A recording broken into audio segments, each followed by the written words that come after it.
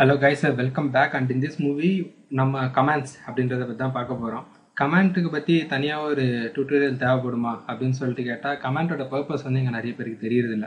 So எப்போ ஒரு programming languages பிகினராக இருந்தாலும் சரி, இல்லை நீங்கள் காலேஜ்லேருந்து வந்தாலும் சரி, இல்லை ஒரு ஆள் இண்டஸ்ட்ரியில் வந்து இப்போ தான் ஸ்டார்ட் பண்ணியிருந்தாலும் சரி, இந்த வீடியோ பார்த்தீங்கன்னா உங்களுக்கு கமெண்ட்ஸ் ஏன் எதுக்கு அவசியத்தோட புரிஞ்சுக்க முடியும். ஓகேவா? ஸோ அதனால தான் இந்த வீடியோ நான் தனியாக போட்டிருக்கேன். ஸோ கன்சிடர் பண்ணுங்கள்.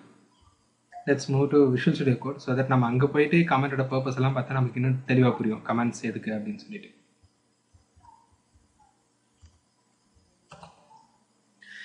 இந்த ஃபைல் தான் நான் இப்போ கிரியேட் பண்ணது. இதில் அப்போ பண்ண அந்த ஒரே ஒரு லைன் மட்டும்தான் இருக்குது. ஓகே, ஸோ இந்த ஒரு லைனை ரிமூவ் பண்ணிடுறேன். சப்போஸ் நான் வந்து இப்போ இங்கே அடிக்க போகிற கோடை நான் வந்து எக்ஸ்பிளைன் பண்ண போகிறதில்ல. ஸோ ஜஸ்ட் ஒரு எக்ஸாம்பிள் மட்டும்தான் உங்களுக்கு கொடுத்துட்டு அதோட பர்பஸை கமெண்ட்ஸில் தான் நான் உங்களுக்கு எக்ஸாம்பிள் எக்ஸ்பிளைன் பண்ண போகிறேன். Okay, so first of all வந்து நான் கிளாஸ் கிரியேட் பண்ணிக்கிறேன். நான் அப்போவே சொல்லியிருந்தேன் உங்களுக்கு பைத்தானில் வந்து ஊப்ஸ் ஓரியன்ட் இருக்குது. ஸோ தட் நம்ம ஊப்ஸ் சப்போர்ட் பண்ணுற எல்லா கான்செப்ட்டுமே பைத்தானில் பண்ண முடியும். ஓகே, எக்ஸாம்பிள் நான் கோடிங் எக்ஸ்பிளைன் பண்ண போகிறதில்ல. ஸோ ஜஸ்ட் நான் இது மட்டும் தான் பண்ணுறேன்.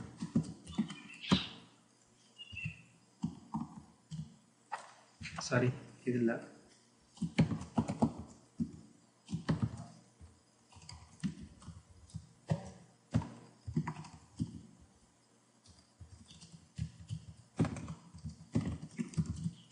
கெட் ஸ்டூடெண்ட் அப்படின்னு சொல்லிட்டு இன்னொரு மெத்தட் இருக்கேன் கூட. இந்த மெத்தட்லேயே நான் எந்த ஒரு இதுவும் நான் பாஸ் பண்ண போகிறது இல்லை. ஸோ இந்த மாதிரி எனக்கு என்னென்னா, என்கிட்ட இப்போ நிறைய மெத்தட் இருக்குது. ஓகே, ஸோ ஒரு கிளாஸுக்குள்ளே வந்து நான் ஒரு கன்ஸ்ட்ரக்டர் வச்சுருக்கேன், கெட் ஸ்டூடெண்ட் இருக்குது, அதே போல் வந்து ஆட் ஸ்டூடெண்ட்னு ஒரு மெத்தட் இருக்குது.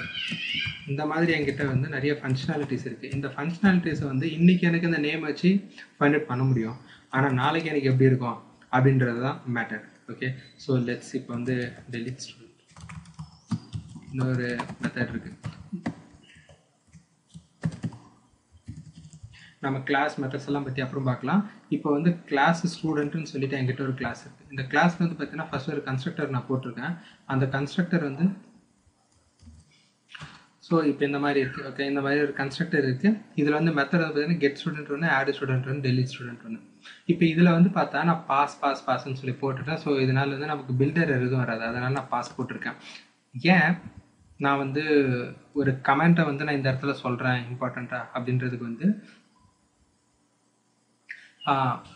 ஏன் வந்து இந்த இடத்துல நான் கமெண்ட்டை பற்றி முக்கியமாக பேசுகிறேன் அப்படின்னா, இந்த கிளாஸோட பர்பஸ் என்ன அப்படின்றது வந்து நமக்கு இந்த ஸ்டூடெண்ட் அப்படின்ற பேர் விஷயம் தெரியும். ஏதோ நான் இந்த கிளாஸ் வந்து ஸ்டூடெண்ட் ரிலேட்டடான வேலையெல்லாம் செய்ய போகுது அப்படின்னு தெரியும். இனிட் வந்து கன்ஸ்ட்ரக்டர், ஏதோ கன்ஸ்ட்ரக்டர் வேலை. இது கெட் ஸ்டூடெண்டோட டேட்டாவை எடுக்க போகுது, புது ஸ்டூடெண்ட் ஆட் பண்ண போகிறேன், எக்ஸிஸ்டிங் ஸ்டூடெண்ட்டை டெலிட் பண்ண போகிறேன். இதுதான் அதோட ஃபங்க்ஷனாலிட்டி. ஓகே, ஸோ அதனால் மேலோட்டமாக வந்து என்னால் சொல்ல முடியும். ஆனால் நாளைக்கு நான் கோடு டெவலப் பண்ணும்பொழுது உள்ளே அடிக்க போகிற கோடு எல்லாத்துக்குமே ஏன் அடித்தேன், எதுக்கு அடித்தேன் அப்படின்றது வந்து இன்னைக்கு எனக்கு ஞாபகம் இருக்கும், ஒரு வாரம் ஞாபகம் இருக்கும், சொல்ல முடியாது. ஒரு வருஷம் கழிச்சு கூட இதே அப்ளிகேஷனை நான் எடுத்து வேறு ஏதாவது ஒரு இஷ்யூவோ இல்லை என்ஹான்ஸ்மெண்ட் எனக்கு வரும்பொழுது பார்த்தா எனக்கு ஏன் வருது அப்படின்றது எனக்கு புரியாமல் போகலாம். சிம்பிளாக பண்ணுற க்ரூட் ஆப்ரேஷனுக்கு இது பெரிய ஃபங்க்ஷனாலிட்டி இல்லை. ஆனால் ஒரு பிஸ்னஸ் லாஜிக் நீங்கள் எழுதுறீங்க, இம்ப்ளிமெண்ட் பண்ணுறீங்கன்னா அந்த இடத்துல இந்த கமெண்ட்ஸோட பர்பஸ் வந்து ரொம்ப முக்கியமாக இருக்கும். யூஸ்வலாகவே வந்து பார்த்தீங்கன்னா எல்லா கம்பெனியோட ஸ்டாண்டர்ட்ஸ் எடுத்து பார்த்தாலுமே கமெண்ட்ஸ் வந்து ஒரு இம்பார்ட்டன்ட் டாபிக். அந்த கமெண்ட்ஸ் வந்து நீங்கள் எப்படி எழுதணும் அப்படின்றது கூட சொல்லியிருப்பாங்க. இப்போ நானும் அதான் உங்ககிட்ட சொல்லி தரப்போகிறேன். அது மட்டும் இல்லாமல் ஒரு லைனுக்குமே கமெண்ட்ஸ் கொடுத்தா பெட்டர் அப்படின்றது தான் வந்து ஒரு டாக்குமெண்டேஷன். ஆனால் நம்மளால் ஒவ்வொரு லைனுக்குமே கமெண்ட் அடிக்க முடியாது. பட் நம்மளுக்கு முடியாத ஒரு பிஸ்னஸ் காம்பனன்ட் இருக்கும்ல, அந்த மாதிரி நம்ம எழுதும்போது அதுக்கு நம்ம எழுதலாம். எக்ஸாம்பிள், இப்போ ஸ்டூடெண்ட்டோட டோட்டல் மார்க்கு மெத்தட் இங்கே எழுதுன்னு வச்சுக்கலாம். எக்ஸாம்பிள், இந்த மெத்தட் என்ன பண்ணணும்னா total and average. Okay, student total and ஆவரேஜை வந்து ரிட்டர்ன் பண்ணுதுன்னு வச்சுக்கிட்டேன். இப்போ இந்த மெத்தடு எனக்கு டோட்டல் பண்ணுறதுக்கு ஒரு ஃபார்முலா இருக்குது, அதே போல் ஆவரேஜ் இருக்க ஒரு ஃபார்முலா இருக்குது. இதோட பர்பஸ் என்ன? இந்த டோட்டலோட ஃபார்முலா இருக்குல்ல, அந்த டோட்டலோட ஃபார்முலாவை நான் எப்படி டெரைவ் பண்ணியிருக்கேன், அதில் யூஸ் பண்ண பேராமீட்டர்ஸ்லாம் என்ன, அதுக்கு ஏதாவது பிஸ்னஸ் கண்டிஷன்ஸ் இருக்கா, இதை வந்து நம்ம கமெண்ட்ஸில் போடலாம்.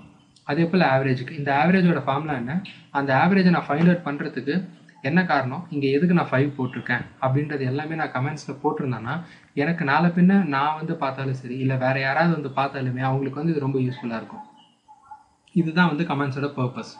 இந்த கமெண்ட்ஸோட பர்பஸ் இல்லாமல் நிறைய பேர் எவ்வளோ இதாகியிருக்காங்க. அதெல்லாம் வந்து எக்ஸ்பீரியன்ஸில் தான் தெரியும். நானும் எவ்வளோ சஃபர் ஆகியிருக்கேன். ஆனால் நான் எப்போவுமே கமெண்ட்ஸ் போட்டுருவேன். ஒரு லைனுக்கு நான் போட மாட்டேன். இந்த மாதிரி இம்பார்ட்டண்ட்டான ஒரு லைன் எப்போ வருதோ அதுக்கு மட்டும்தான் போடுவேன். ஏன்னா யூஸ்வலாக இப்போ ஆட் பண்ணுறேன்னா a+b = 2, இஃப்ல போயிட்டு நான் a+b = 2 அப்படின்னு சொல்லி செக் பண்ணுறேன். அந்த மாதிரி சிம்பிள் எனக்கெல்லாம் கமெண்ட்ஸ் தேவையில்லை. யாரும் எதிர்பார்க்கவும் மாட்டாங்க யூஸ்வலாக. பைத்தானை பொறுத்த வரைக்கும் கமெண்ட் யூஸ்வலாக மற்ற லாங்குவேஜெல்லாம் கமெண்ட்ஸ் வந்து $// இருக்கும். பைத்தானை பொறுத்த வரைக்கும் ஹேஷ். ஓகே, ஸோ இதுதான் வந்து comment. This is single line comment. யூஸ்வலாக வந்து பிளாக் கமெண்ட், சிங்கிள் லைன் கமெண்ட்னு சொல்லிட்டு 2 இருக்கும். இது வந்து சிங்கிள் லைன் கமெண்ட். அப்போ பிளாக் கமெண்ட் எப்படி இருக்கும் அப்படின்னு பார்த்தா, பிளாக் கமெண்ட்டுக்கு நமக்கு வந்து என்ன தேவை, பிளாக் தேவைப்படும். அதனால் நான் அப்படியே காப்பி பண்ணி பேஸ்ட் பண்ணிக்கிட்டு 2 லைன் பேஸ்ட் பண்ணிட்டேன்னா இந்த 3 லைன் இருக்குல்ல, இந்த 3 லைன் தான் பிளாக்கு. இதை வந்து இந்த சிங்கிள் கமெண்ட்டாகவும் கண்ட்ரோல் ஹேஷ் போட்டுக்கலாம். நான் என்ன ப்ரெஸ் பண்ணேன்னா Ctrl// ப்ரெஸ் பண்ணேன். அதனால இந்த கமெண்ட் ஆயிடுச்சு. இதை நீங்கள் வந்து இந்த மாதிரி வந்து பிளாக் கமெண்ட்ஸ்னா 3 சிங்கிள் கோட்ஸ் போட்டிங்கன்னா அது வந்து உங்களுக்கு பிளாக் கமெண்ட்ஸ். பிளாக் கமெண்ட்ஸ்னால் மல்டிபிள் கமெண்ட்ஸ், டாக்குமெண்டேஷனுக்காக யூஸ் பண்ணுற கமெண்ட்ஸ். ஓகேங்களா, இந்த மாதிரியான பிளாக்கெல்லாம் நம்ம யூஸ் பண்ணலாம்.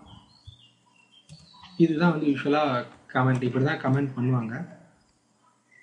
கமெண்ட்டோட பர்பஸ் என்ன அப்படின்றது நான் சொல்லிடுச்சு. இதுக்காக தான் கமெண்ட். இப்போ இந்த இடத்துல நான் எப்படி கமெண்ட் போட போகிறேன்னா, ஒருவேளை நான் டெவலப்பராக இருந்து இந்த இடத்துல நான் ஒர்க் பண்ணுறேன் அப்படின்னா நான் இந்த இடத்துல டிபெண்ட்ஸ் ஆன் இப்போ டோட்டல்ன்றது வந்து டோட்டல் வந்து கண்டிப்பாக டோட்டல் வேல்யூ தான் ஹோல்ட் பண்ண போகுது. அது நமக்கு தேவையில்லை. ஸோ டோட்டல் யூஸ்வலாக எப்படி எழுதணும்னா இந்த இடத்துல ஃபஸ்ட்டு கேப்ஸில் தான் ஸ்டார்ட் ஆகணும்.